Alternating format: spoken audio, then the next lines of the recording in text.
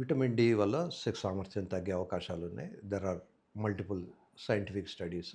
ముఖ్యంగా vitamin D అనేది ఎముకలకు బలాన్నిస్తుంది. దాంతో పాటు కండరాలకు కూడా బలాన్నిస్తుంది. ఈ విటమిన్ డి లోపం మన దేశంలో చాలా ఉంది. విచిత్రం ఏంటంటే మనకు ఆహ్, సూర్యరశ్మి చాలానే సోకుతుంది. కొన్ని దేశాల్లో అసలు సూర్యుడు రాడు. కొన్ని నెలల దాకా వాళ్ళకు సూర్యోదయం ఉండదు. లేదా సూర్యుడు వచ్చిన రోజు నాడు వాళ్ళకు హాలిడే ఇస్తారు. వాళ్ళందరూ వచ్చేసి ఓపెన్ ఎయిర్‌లో బట్టలన్నీ విడిచేసి కూర్చుంటారు. శరీరం మీద కొంతైనా సూర్యుడు పడాలి అని. మన దురదృష్టం ఏంటంటే మన దేశంలో ఇంత ఎండలున్నా మనం ఎవరము ఎండకు ఎక్స్‌పోజ్ కాము.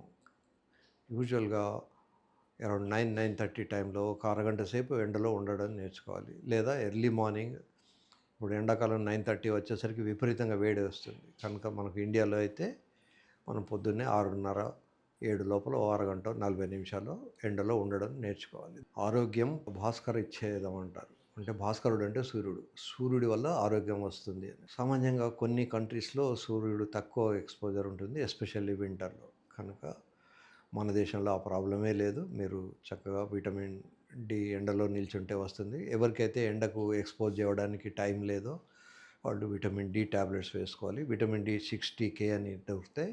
ఇవి వారానికి ఒకటి చొప్పున 8 వారాలు వేసుకుంటే చాలా రోజులు మీకు వస్తుంది. తర్వాత చాలామంది కాల్షియంతో పాటు విటమిన్ డి కూడా అమ్ముతారు. ఇప్పుడు ఈజ్ కాల్ అని, షెల్ కాల్ అని ఈ పేర్లు వినుంటారు. వీటిలలో విటమిన్ డి కూడా వస్తుంటుంది. So, calcium with vitamin D అనేది మంచిది. మన దేశంలో కాల్షియం డెఫిషియన్సీ రాందల్లో ఒక్క పంజాబ్‌లోనే. పంజాబ్‌లో వాళ్ళకు కాల్షియం వాళ్ళు ఇచ్చే గేదెలు, ఆవుల పాలు చాలా ఎక్కువ వస్తాయి. వాళ్ళు పాల కన్జంప్షన్ చాలా ఎక్కువ చేస్తారు. ఆ కాల్షియం ఎక్కువ అవ్వడం వల్ల వాళ్ళకి వచ్చే స్టోన్ ప్రాబ్లమ్స్ అవి ఎక్కువ ఉంటాయి. బట్ మిగతా రాష్ట్రాల్లో ఎక్కడ కూడా ఈ స్టోన్ ప్రాబ్లము లేదా ఎక్కువ పాలు తీసుకోవడం అనేది లేదు. మన దేశంలో మిగతా అన్ని రాష్ట్రాల్లో కూడా పాలు తక్కువనే కన్జ్యూమ్ చేస్తాం. మిల్క్ ప్రొడక్ట్స్ వాడడం వల్ల మీకు కాల్షియం పెరుగుతుంది. కాల్షియం టాబ్లెట్స్ చాలా చీపు.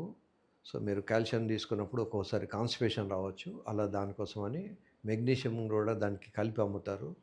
ఇందాక మనం మాట్లాడినట్టు ఈజ్‌కాల్ అనే టాబ్లెట్‌లో కాల్షియం ప్లస్ మెగ్నీషియం 2 ఉంటాయి. అవి 2 తీసుకోవడం వల్ల చాలా అడ్వాంటేజెస్ ఉంటాయి. ముఖ్యంగా మెగ్నీషియం వాళ్ళు తీసుకున్న వాళ్ళకు స్కిన్‌లో షైనింగ్ అవి కూడా వస్తుంటాయి. అందంగా కూడా కనబడతారు. తర్వాత పార్టీకి వెళ్ళినప్పుడు ఇబ్బంది ఉండదు. కేవలం కాల్షియం టాబ్లెట్ వేసుకున్నప్పుడు కాన్‌స్టిపేషన్ వచ్చే అవకాశం ఉంటుంది. దాన్ని ఓవర్‌కమ్ చేయడానికి చాలా కంపెనీలు మెగ్నీషియంతో పాటు కలిపి అమ్ముతుంటారు. ఇది మనం తీసుకునే పాలల్లో మిల్క్ అండ్ మిల్క్ ప్రొడక్ట్స్‌లో చాలా వరకు కాల్షియం ఉంటుంది. దురదృష్టవశాత్తు మనం తీసుకునే మిల్కు చాలా రోజుల కింద తీసుకున్నవి. సో, లేదా వాటిని చాలా టైము ఫ్రిడ్జ్‌లో పెట్టడం వల్ల కొన్ని న్యూట్రియంట్స్ డ్యామేజ్ అయ్యి ఉంటాయి. కనుక ఎనీథింగ్ ఫ్రెష్ భగవద్గీతలో కృష్ణ పరమాత్మ చెప్తాడు. యాత యామం గత రసం అని. పూతి పర్యుషిచితం తథా అని. ఇవన్నీ తినకూడదు. యామం అంటే 2 గంటలు. యాత యామం. ఒక 2 గంటల తర్వాత వంట చేసిన వంట తినకూడదు. ఈ లోపల వంట కాగానే తినేయాలి. గత రసం దాంట్లో నుంచి అంతా రసం గారిపోయిన తర్వాత ఊరికే ఆహ్, అవి పిప్పి లాంటిది తినకూడదు. పూతి అంటే దాని మీద ఫంగస్ వచ్చి ఉంటుంది. ఇప్పుడు మనం రొట్టెలు ఒక బాక్స్‌లో పెట్టి పెడితే నెక్స్ట్ డే 2 రోజుల తర్వాత పొరపాటున మనం మర్చిపోయి మూత తీసి చూస్తే లోపలంతా తెల్లగా బూజులాగా ఉంటుంది. అది పూతి. పర్యుషితం అంటే ఎంగిలి.